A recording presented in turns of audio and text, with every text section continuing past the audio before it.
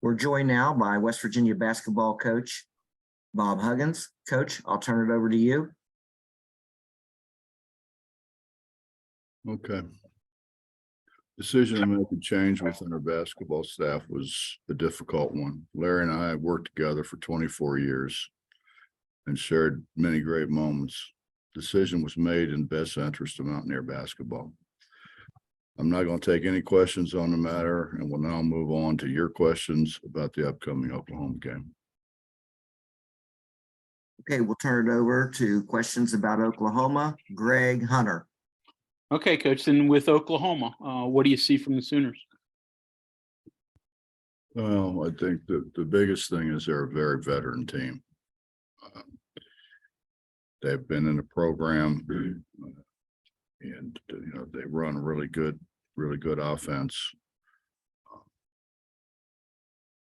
They don't have a bunch of young guys. They don't have a bunch of portal guys. They've got a whole bunch of guys that had a heck of a year last year and came back to try to have a better year this year, I would assume.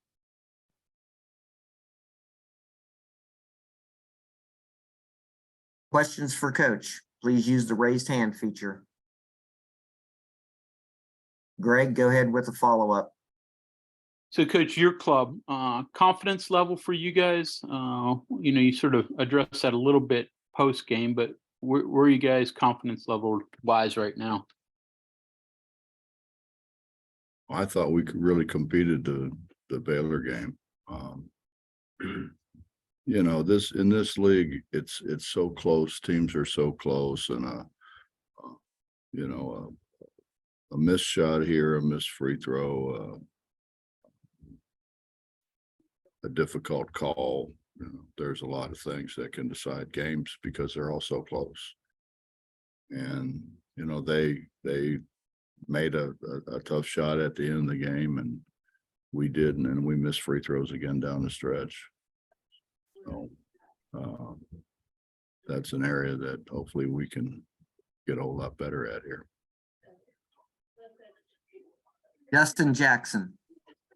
Hey, Coach, on Oklahoma, it just seems kind of weird.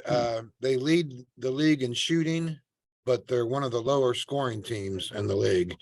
I'm guessing it's kind of a deliberate offense. Obviously keeps them in a lot of games. Their 4 losses or 5 losses have been by an average of like 3 points. Can you just kind of speak to that a little bit? How they can be a really good shooting team, but not score a lot of points. Well, I think Porter does a great job. He's done a great job everywhere he's ever been, and that's their style of play. That's the way they play the game. As I know you're aware, there's a lot of ways to play the game. Sure. Some people like to play it really fast. Some people like to play it slow. Some people, are somewhere in the middle. And he's probably as good as there is that we have in college basketball at slowing the game down to their pace, making people defend for an extended period of time. So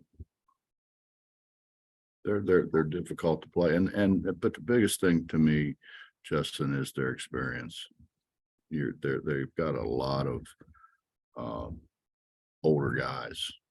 They got some guys that transferred in a year ago or 2 years ago. They've got guys that have been in a program. They understand what Porter wants done, the way he wants it done. I'm guessing then, if we're kind of talking about their use of the shot clock, it's kind of a situation where you guys have to be just as good late in the shot clock, in position, that kind of stuff, as you do at any other point in the shot clock, I would guess, right?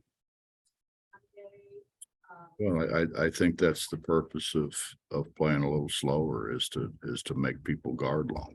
Right. Till someone has a breakdown. We haven't really had to play against that a whole lot to this point. Yeah, it's an adjustment. Yeah. our guys, I think, know what's coming. I mean, we've watched enough film. We watched film yesterday. We went over what they like to do and really their strengths. You know, when you play like that and you have guys who really pass the ball well, they really pass the ball, which is becoming a lost art in our game. And secondly, they're really good shooters. You know, when you got a 6'10" guy that can step out and make shots and extend the floor, it makes it harder, makes it a lot harder. And then you try to switch some things out, and then he ends up, you know, with the smaller guy on his back, and he's very good at that as well. And then one last one, Coach, just obviously taking this team back out on the road, where it struggled, you know, after the new year, the struggles at home. Is this maybe kind of a reset moment, taking this team back out on the road, or is there anything with that at all? Can you feel confident taking this team out on the road, I guess, is the question. I think this team is going to be a good team. I mean, I think it's going to be a team that's an NCAA tournament team, and team that's going to compete in this, the hardest league in the country, and compete very well. In some cases, we're very young. In some cases, we have new guys, and we have some veteran guys. But I think everybody has a tendency to forget the guy who runs the deal for us, the guy who is our captain, our guy who gets everybody where they're supposed to be, is Keedy, and he hadn't been healthy. Right. He misses a couple games. I think he's starting to get, you know, healthy and be, you know, Keedy again. But I mean, he took a heck of a lick now, you know, and I mean, he's not a guy who's just going to get a little bump and say, "Hey man, I'm hurt." You know, he's a tough guy.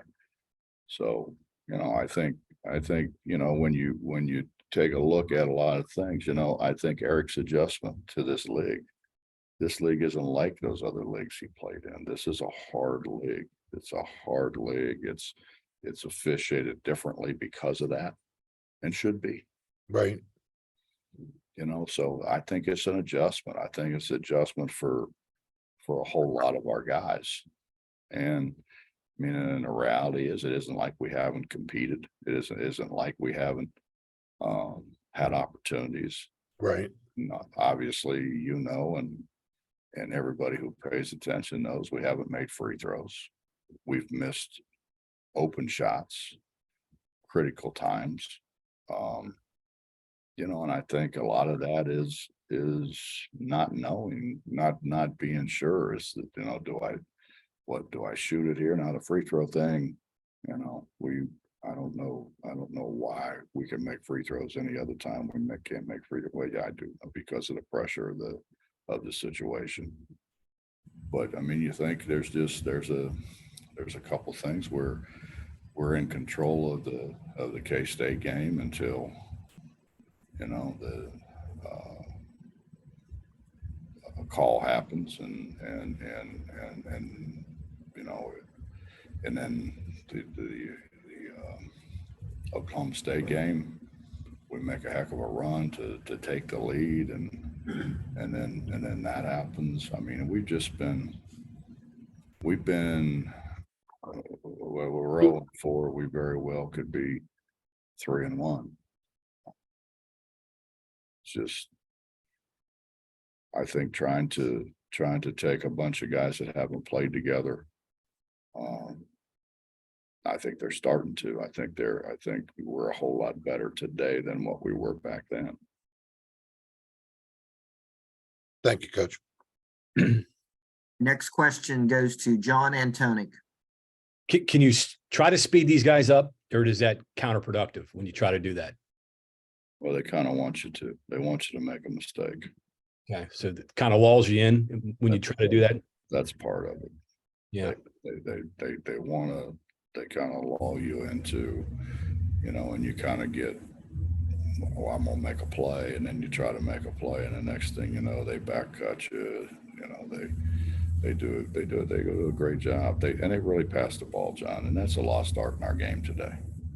Everybody wants to dribble the ball, you know, and they don't bounce it much. You know, they pass the ball, and they know where to pass it. They know whom to pass it to. They know where guys are going to be because they've run the offense for what is this? This is maybe the third year.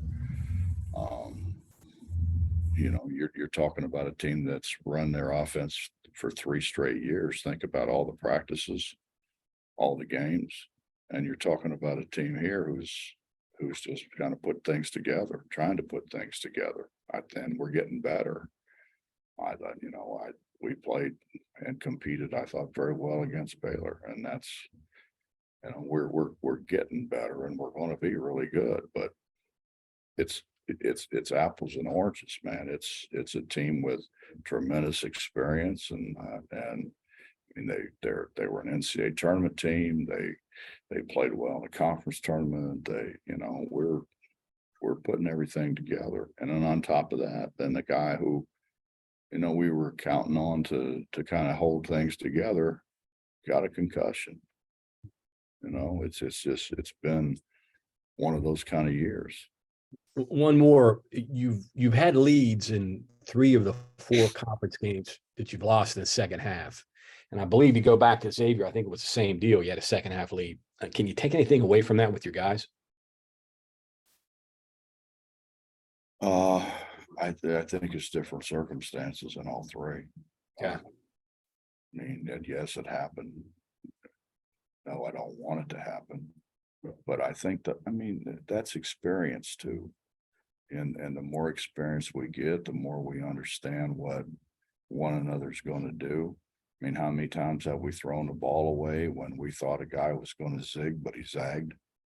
You know,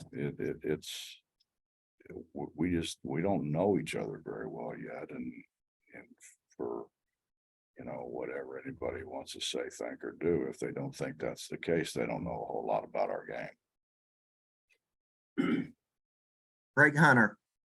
Bob, you played a lot of 3 guards against Baylor, with Seth getting the most minutes he's gotten in his career. Is that just a circumstance of what Baylor was doing in their lineup, or is that something that you liked and you could see a lot more of going forward?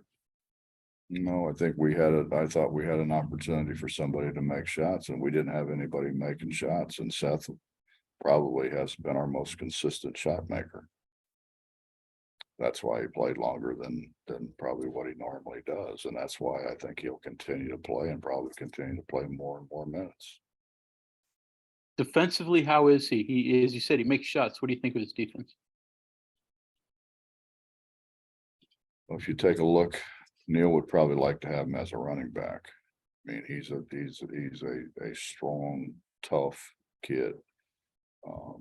And you know, not only can he make shots, but he can guard. And I think because of his strength, and because of his tenacity, I think he's a guy who can guard a guard. He can also guard a forward. He's not going to guard many of the centers in our league, but he can guard guards and forwards. He may be our most versatile defender. Well, him and Keedy probably. Next question goes to Mike Kazaza. Hey, Bob, how are you? I'm hanging in, Mike. I have a question. Out of respect for your opening statement, I don't want to step out of bounds, but I don't think this does. With the opening on your staff, I'm just curious how you plan about going that and what the rules allow you to do. And then I have a second question after that. That's all right.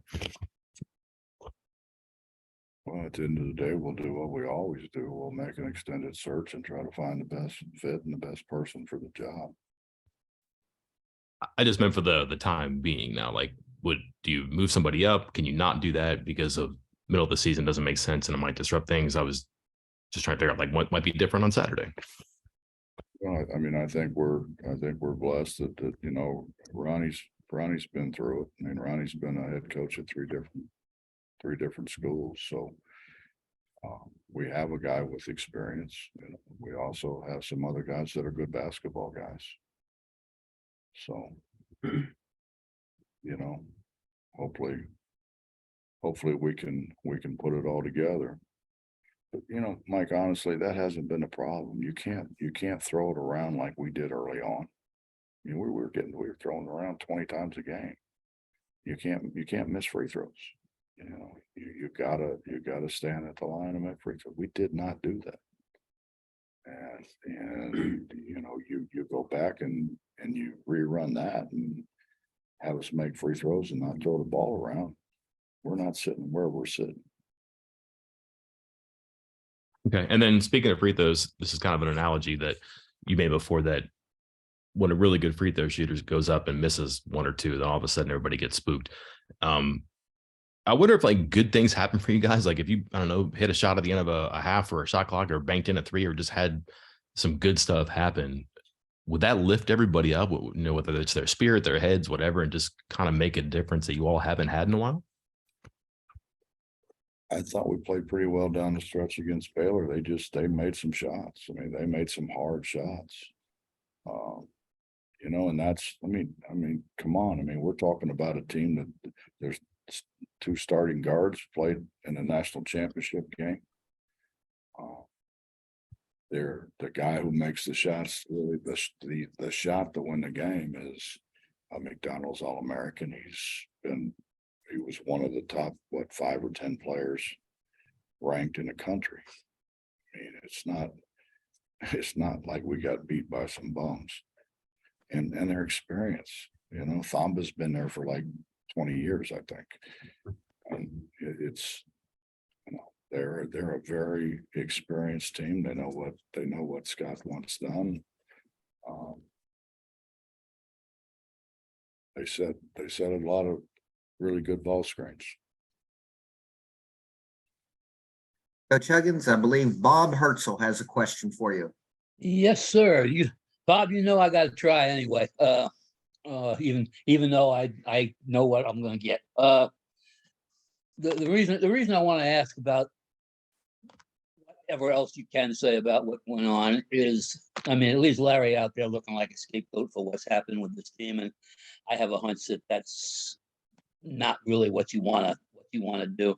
Plus, you also last night kind of hinted maybe that this decision wasn't all yours. Is there anything that you will say? And if not, I'll just be happy I didn't put my face on here. Well, it's great to see your face, by the way. But I wish I knew how to do it. I'd do it. no, there's not anything else to say. Okay. Our final question for today goes to Justin Jackson. Coach, sort of along with those lines, do you foresee any other staff changes? Would there be a need for any other staff changes? Just going by the history of these kind of things, history says it doesn't usually just stop at one. So I'm just wondering, is there anything future-wise that you know we could see with other members of the staff? You obviously know more than I know.